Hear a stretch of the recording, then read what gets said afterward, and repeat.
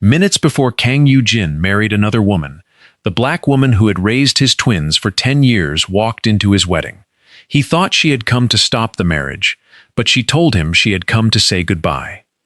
Then Yu-jin discovered why Caroline was leaving, and the woman he was about to marry suddenly wasn't the only thing he was about to lose. Before we continue this story, comment where you're watching from. I love seeing how far these stories reach. The wedding hall smelled like white roses and fresh paint. Kang Yu-jin stood in front of the mirror while his assistant fixed his collar for the third time, and he wasn't really looking at himself. He was looking at the photo on the side table. Him, the twins, a gap on the left side where someone used to stand. "You look good," his assistant said. "Nervous?" "No," Yu-jin said, too fast. Outside the fitting room, caterers moved trays of food nobody would remember eating. Hye-rin walked through the hallway in a cream-colored dress, checking the seating chart on her phone, stopping every few steps to greet a relative she barely knew. She smiled, the way people smile when they are trying very hard to believe something is simple. Then the side door opened. Caroline Gilbert walked in, carrying a small wooden box, the kind kids keep old birthday cards in. She wasn't dressed for a wedding. She wore a plain blue coat, like she had come straight from an airport. She didn't look around at the flowers or the guests. She looked for one person. Yu-jin turned around and saw her, and for a second, he forgot how to hold his own face. "Caroline?" "Hi, Yu-jin." Nobody said anything else for a moment. A waiter walked past, carrying champagne glasses like nothing in the room had just changed. "You're here," Yu-jin said, which wasn't a real sentence, but it was all he had. "I'm not here to make a scene," Caroline said. "I didn't come to stop your wedding." He almost believed her. Almost. "Then why are you here?" She looked at the box in her hands, like she wasn't sure yet how to answer that. "The twins asked me to come. There's something they need to say to you before you go through with this." Down the hall, one of the twins, Mina, had already spotted her. She didn't run, not exactly, but she walked fast, the way a person walks when they're trying to look calm and failing. Her brother Daniel was 2 steps behind her. "You came," Mina said, and hugged Caroline before anyone could stop her. Yu-jin watched his daughter hold on to Caroline, the way she used to hold on to her stuffed rabbit when she was 7, and something in his chest tightened in a way he didn't have a name for. Hye-rin appeared at the end of the hallway, still holding her phone, the seating chart forgotten. She looked at Caroline, then at Yu-jin, then at the twins, who hadn't let go of Caroline yet. "Who is this?"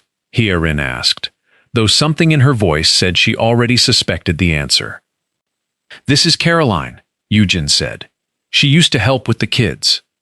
The word "used to" sat wrong in the air, and Caroline's face didn't move, but her eyes did. "I raised them," she said quietly.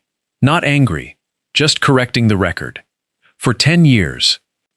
Hye-rin didn't respond right away. She looked at Daniel, who had picked up Caroline's hand the way small children do, except he wasn't small anymore. He was 20, and he was still doing it. "Can we talk?" Yu-jin said to Caroline, "before the ceremony?"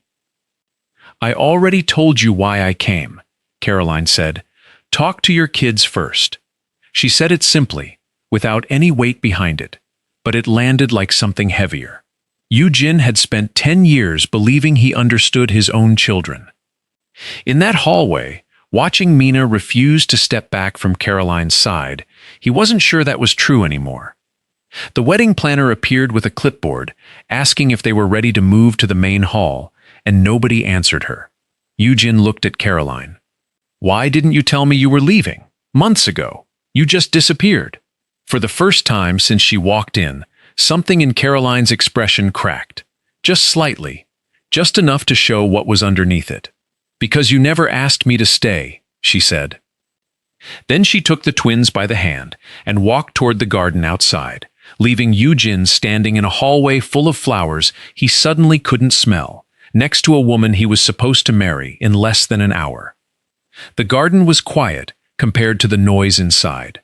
Caroline sat on a stone bench with Mina on one side and Daniel on the other, and for a moment none of them said anything. She had imagined this reunion 100 different ways on the flight over. She hadn't imagined it happening in a wedding garden.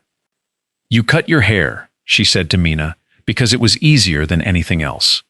4 months ago. Mina smiled, but her eyes were wet. "You would have hated it at first. It grew on you." Daniel didn't say much.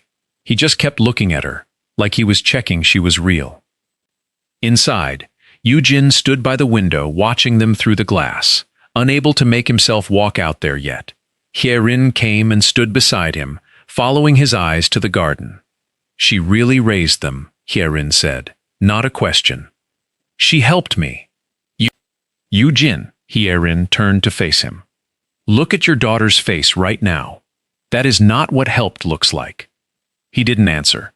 He was thinking about exam nights he didn't remember being home for, and who had made sure the lights stayed on in the kitchen until midnight. He was thinking about the year Daniel broke his arm, and how it was Caroline's number the school called first, not because anyone decided that on purpose, but because it just always had been. "Did you know she sat through every parent meeting for 6 years?" he said quietly. "I thought I was there for most of them. I checked my calendar last week. I wasn't." Hye-rin studied him. "Ask them why they never told you." So he did. Later, when the wedding planner had been asked twice to wait, he found Daniel alone by the fountain and asked him straight out, "Why didn't either of you ever tell me how much you needed her?" Daniel shrugged, but it wasn't a careless shrug. "Because we thought you already knew, Dad." That landed harder than anything Caroline had said in the hallway. Meanwhile, Hye-rin found Caroline near the roses, away from the twins for a moment. "Can I ask you something?" Hye-rin said, "and you don't have to answer." Caroline waited. "Are you in love with him?" Caroline looked at the flowers instead of at her. "That's not really the question that matters today." "That's not a no. It's not anything," Caroline said. "It's 10 years of not asking myself that question, because I couldn't afford the answer." Hye-rin nodded slowly, like something had shifted into place that she didn't want shifted. She had come into this engagement believing Caroline was a devoted employee who had gotten emotionally attached. Standing here now, she understood it was the other way around. Yu-jin had gotten attached to having her, and never once asked what she needed in return. If you're the kind of person who reads every word of a story like this one, you already know how rare that is. Drop a comment with the word family if you want more stories exactly like this. That evening, Hye-rin sat across from Yu-jin in his study, the wedding folder untouched on the table between them. "You told me once," she said, "that Caroline was the one who said you should build a life that didn't depend on her. That's part of why you asked me to marry you. Am I right?" "Yes." Hye-rin's voice was steady, but something underneath it wasn't. "Yu-jin, if Caroline had never left, would you still have asked me to marry you?" He opened his mouth to answer, and found he didn't have one ready. Yu-jin didn't answer right away. He sat with the question like it was something heavy someone had handed him without warning. "That's not fair," he finally said. "Maybe not," Hye-rin said, "but it's still the question." He stood up and walked to the window, hands in his pockets, and Hye-rin let the silence sit there, instead of filling it for him. She had learned, over the 2 years they'd been together, that Yu-jin needed room to arrive at hard things on his own. She just hadn't realized until tonight how much he used that room to avoid arriving at all. "I don't know," he said eventually. "I want to say yes. I want to tell you this has nothing to do with her. But I don't know if that's true anymore." It wasn't a confession of love, it wasn't even close, but it was the first honest sentence he'd said to her in weeks, and somehow that made it worse. The next morning, he postponed the rehearsal. He told the wedding planner it was a scheduling issue. He told himself the same thing for about an hour before he stopped pretending. He found Caroline in the kitchen of his mother's old house, where the twins had put her up for the week. She was making coffee like she used to, the same brand, in the same kind of mug, and for a second it felt like 10 years hadn't passed at all. "I chose Hye-rin," he said, because I thought a real family needed a mother in the house. A wife, something normal. Caroline turned around slowly. Your family was never incomplete because I wasn't your wife, Yu-jin. He flinched because she said it gently, and gentle was somehow worse than angry. I built a family with you, he said. I just never called it that. No, she said, you never did. If you're the kind of person who's already invested in Caroline and Yu-jin by this point, I've put together a small collection of Afro-Korean love stories, just like this one. Family, second chances, the whole thing. It's linked in the description and pinned comment if you want another story to fall into after this one. Caroline set the coffee down and looked at him directly, the way she used to when the twins were small and about to hear something they wouldn't like. I'm not staying in your house because the twins want me there, she said. I won't do that again, not even for them. Then why did you come back? She hesitated, and for the first time since the wedding hall, he saw something other than composure on her face. I got a job offer, Atlanta, a good one. I came back to say goodbye to Mina and Daniel the right way, not disappear on a phone call like some stranger. The coffee mug sat between them, untouched, going cold the way it always did in this kitchen when something important was being said. You're leaving, Yu-jin said. It wasn't a question, it was the sound of something finally landing. I already told them, I leave in 3 weeks. He felt the ground under the last hour shift completely. Are you really going to disappear again? Caroline picked the mug back up, like she needed something to hold on to. This time, I'm not disappearing, she said. I'm choosing myself. Yu-jin didn't sleep much that night. He kept hearing her say it, choosing herself, like a door closing somewhere he couldn't see. By morning, the wedding was back on the calendar. Nobody had asked him if he wanted it there. He stood at the back of the hall again, this time in the actual suit, this time with the actual guests filling actual seats, and he felt none of the certainty a man is supposed to feel on a day like this. His mother squeezed his arm and told him he looked handsome. He thanked her and didn't hear himself say it. Hye-rin was already at the altar area, going over final details with the coordinator, calm in the way people are calm, right before something they've decided not to think about too hard. He found her in the small room behind the hall before the doors opened. You don't have to say anything, Hye-rin said, before he could. I already know. Know what? That look on your face. She turned from the mirror. I've seen it before, the day Caroline showed up. You've had it ever since. He sat down across from her, the folding chair creaking under him. I could marry you, he said quietly. I could build a good life with you, and that's exactly why I can't do it. Hye-rin's face didn't collapse. It went very still instead, the way a person goes still when they're holding something too heavy to drop in front of others. Because a good life isn't the same as an honest one, she said, not a question. She'd already worked it out on her own, probably days ago. I'm sorry. Don't, her voice sharpened for just a second. Don't apologize like this is something that happened to you. You made a choice 2 years ago. You're making another one now. He didn't argue with that. It was true. I'm not going to forgive you today, she said. Maybe not for a while, but I'm not going to stand up there either, pretending I didn't already know the answer to my own question. She left the room first. He watched the door swing shut and sat there a moment longer, feeling the full weight of what he'd just given up. No fiancé, no wedding, no plan for tomorrow that made any sense. He found Caroline outside, near the same garden bench from the first day, packing a bag for the twins to take home from their visit. It's off, he said. The wedding. I ended it. Caroline didn't look surprised, which somehow surprised him more than if she had. I heard, she said. Mina called me. I'm not telling you this so you'll come back. I know. He stepped closer, close enough that he had to lower his voice. For 10 years I assumed you'd stay, because the kids needed you. I don't want you to stay because they need you anymore, Caroline. I want to know if you'd stay because you want me. Something in her face opened, just slightly.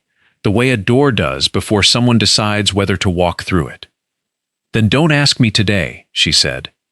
She picked up the bag and walked toward her car, and Yu-jin stood there in the garden, having finally told her the truth, with no idea if it would be enough. Caroline didn't call for 2 weeks. Yu-jin didn't chase her.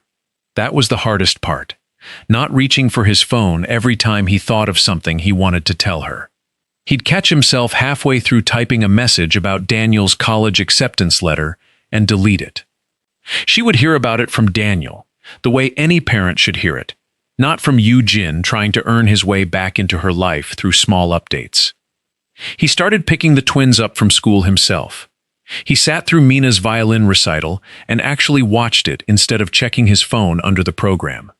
He learned that Daniel liked his eggs a certain way, and Mina hated when people touched her hair without asking.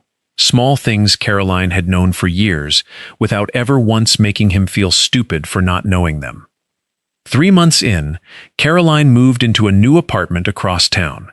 She took the job in Atlanta and then turned it down 2 weeks later, not for Yu-jin, she told the twins plainly, but because she realized she wanted to stay near them on her own terms. Yu-jin heard about that decision secondhand too, and made himself sit with it instead of showing up at her door. It took him 5 more months to ask her to meet him. Not at his house, not at the wedding venue that neither of them had gone back to. A small cafe neither of them had history with. "I'm not asking you to come back," he said, once they were both seated. "I don't want the woman who raised my children to come back."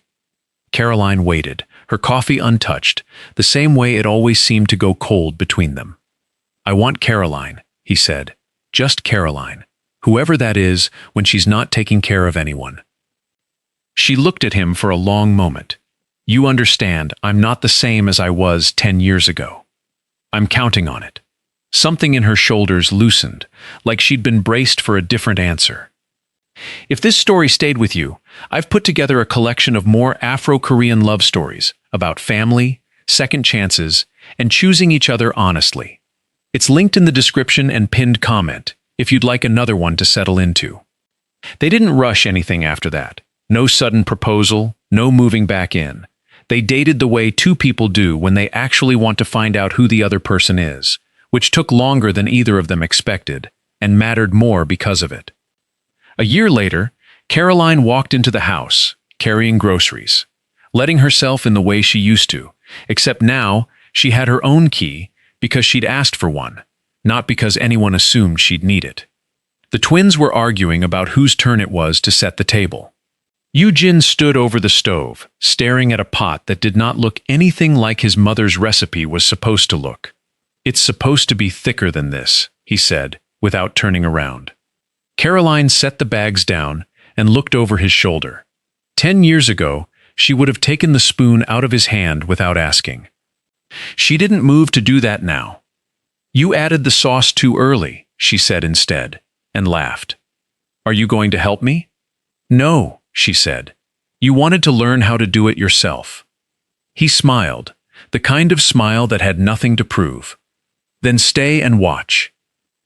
She pulled a stool up to the counter instead of taking over the stove, and the twins' voices carried in from the next room, arguing about forks now instead of spoons, and Caroline sat there in a kitchen she had cooked in for years, not because anyone needed her to be there, because she wanted to be.